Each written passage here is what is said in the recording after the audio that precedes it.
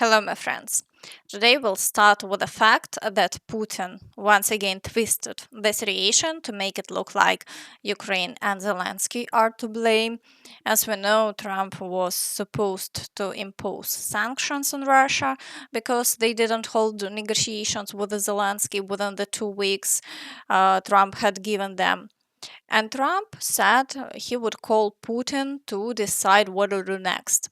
But Putin played it very cunningly. Before Trump's call, he didn't refuse negotiations, but instead said he agreed. And if Zelensky wants talks, him come to Moscow. In this way, Putin removed all suspicion that he was the one refusing to end the war and shifted the blame entirely onto Zelensky. Of course, this statement didn't go unnoticed. In the US, Zelensky was asked whether he would fly to Moscow for negotiations. Honored American partners told us that Putin invited me to Moscow. You know what I think? When you don't want to have a meeting, so what do you have to do? You have to invite me to Moscow. That's why I think that Russia started to talk about meeting. That's not a bad thing. But right now, we do not see any wish on their part to stop this war, to finish this war. And the meeting. So now both the US and Russia will say that Zelensky refused negotiations, and once again, Ukraine will be blamed for the continuation of the war.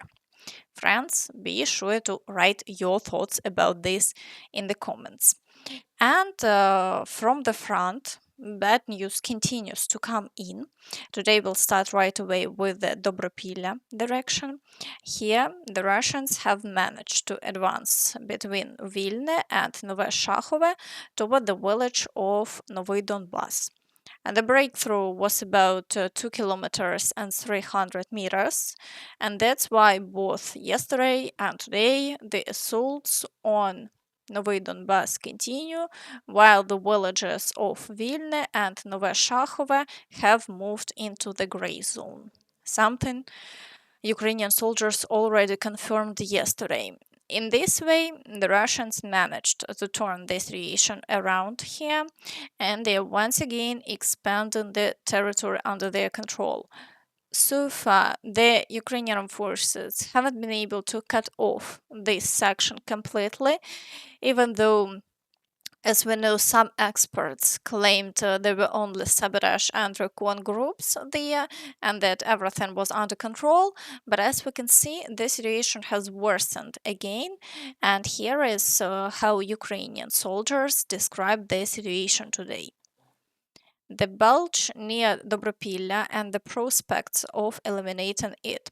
All the information about successful counterattacks by the Ukrainian forces in this area disappeared as quickly as it appeared, and for completely logical reasons. I'm not spreading panic at all, since our units truly have successes, and some of them aren't even shown yet on the OSINT maps, specifically at the base of this bulge. But the Russians managed to regroup, bring in reserves, and move main units as close to the front line as possible in order to develop their success further and hold their positions. According to our comrades from the Dobropillia direction, the situation is 50-50, and judging by the intentions of both sides, it could even turn into meeting battles. We need to cut off this salient while the Russians are trying to expand it. To put it briefly, there are successes, it's difficult, nobody knows how it will end, but there are bright minds and capable units who can pull the situation back. At the same time, the Russians are breaking through toward the village of Shahove, assaulting Nikonorivka, and the fighting here remains very intense. And in the Pokrovsk direction, the Ukrainian forces continue counterattacks to push the Russians back from Rodinsk and Krasny Liman. And they've started to move into the Russian rear. And it's reported that Ukrainian forces advanced 800 meters toward Razine. Meanwhile, the Russians are still storming Rodinsk, Novoekonomichne, fighting for Mirolubivka, assaulting Promень, the outskirts of Mirnograd, as well as Sukhый Yar, Lysivka, the outskirts of Pokrovsk, Udachne, Molodetske, and a breaking through near Kotlene and Zvirove. So here activity is at its peak, and the Russians are planning to capture the entire Donetsk region in the near future. Reports are already coming in that even from the Kherson direction, the Russians are moving columns of equipment toward the Kostantinivka direction.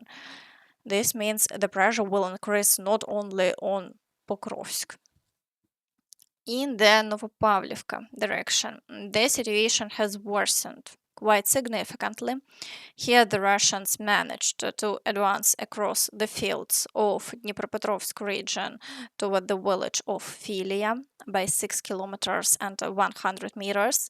They also took control of the last Ukrainian positions in this part of Donetsk region near the village of Horikhovo, with an additional advance of 2 kilometers and 100 meters. As a result, Dachne is now practically encircled. And although the Ukrainian forces carried out successful counterattacks there and pushed the Russians back from some positions, the overall situation for the village has still deteriorated.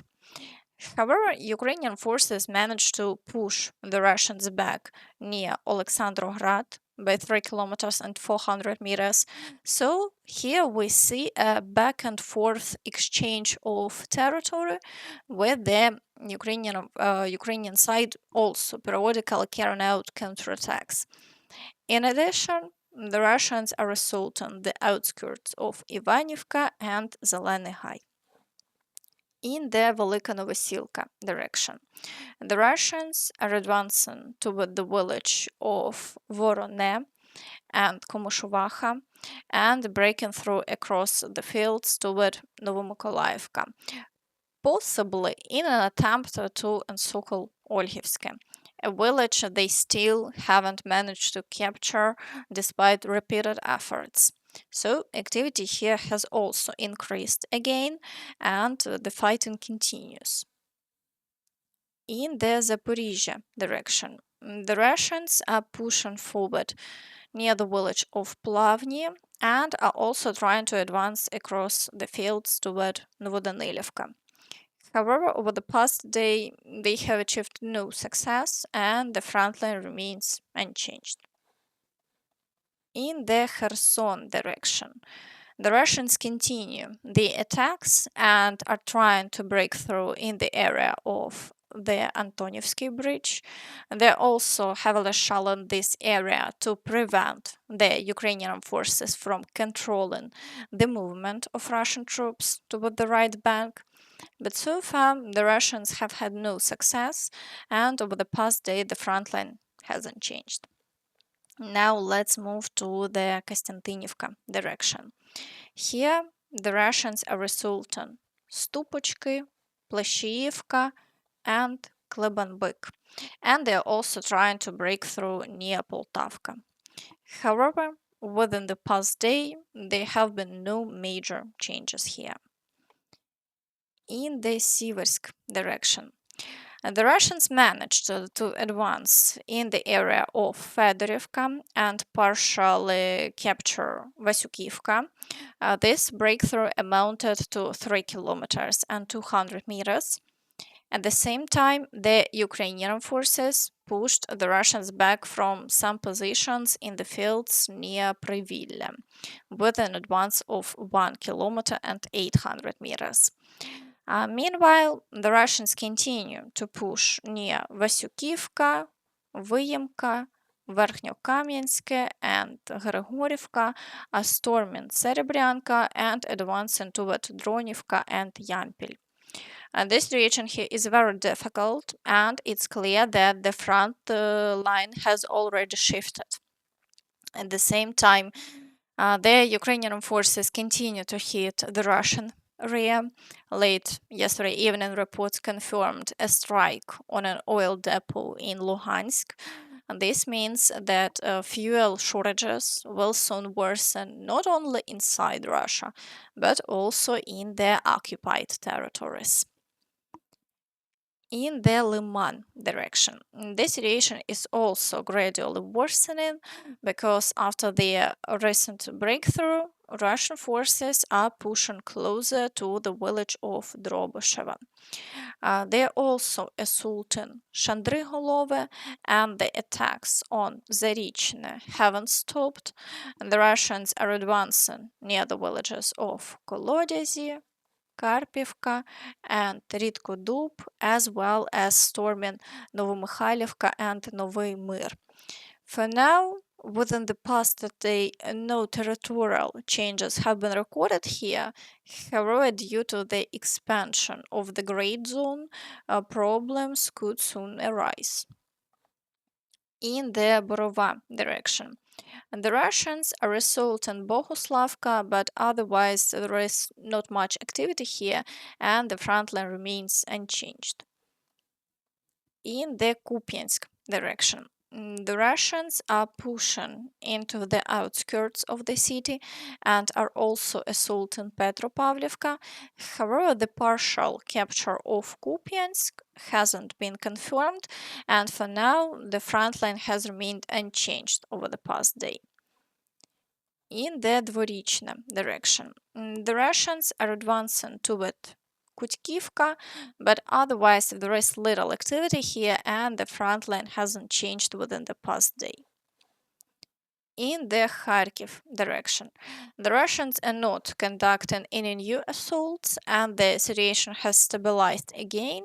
In Vovchansk, fighting continues, although the Ukrainian forces are successfully repelling all attacks and there have been no changes. Meanwhile, Zelensky stated that Trump is dissatisfied with some European countries buying oil from Russia, thereby supporting their economy. Yes, the United States of America. President Trump raised this issue, and I fully agree with Emmanuel. President Trump is very dissatisfied that Russian oil is being purchased by Europe.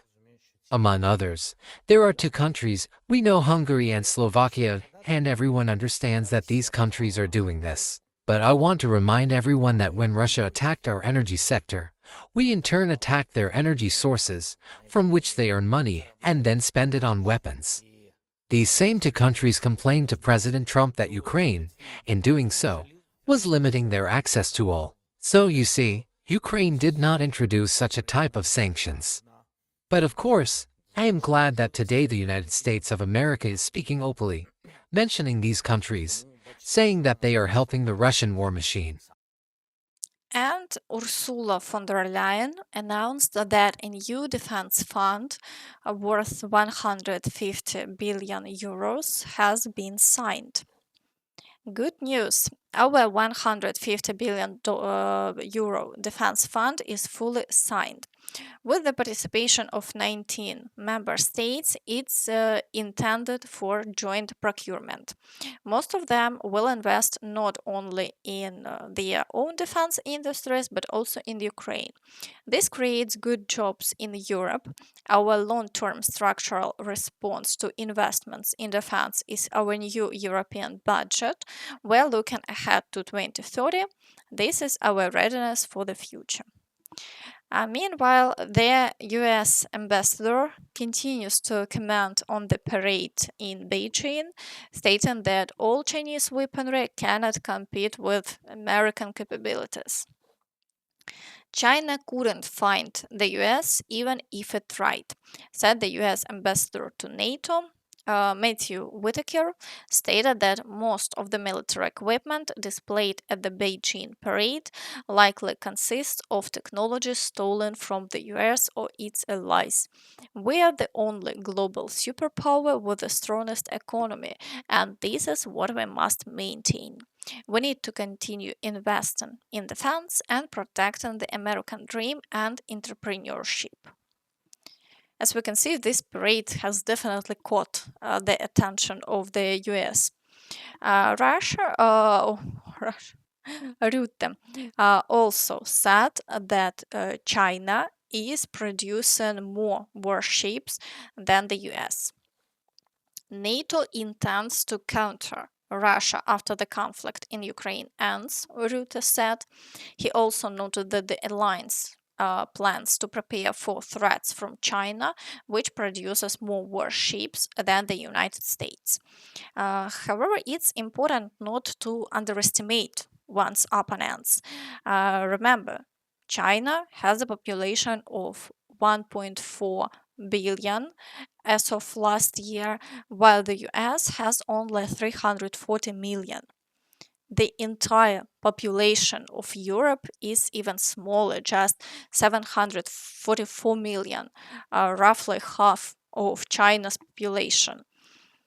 Additionally, China partners with Russia, India, and other countries with large populations and significant military capabilities, so their resources are enormous. Friends, be sure to share your thoughts on this in the comments. And that's all from me. So please don't forget to like this video, subscribe to the channel, and hit the notification bell to stay updated on all the latest news. Thank you for watching and see you next time. Bye bye.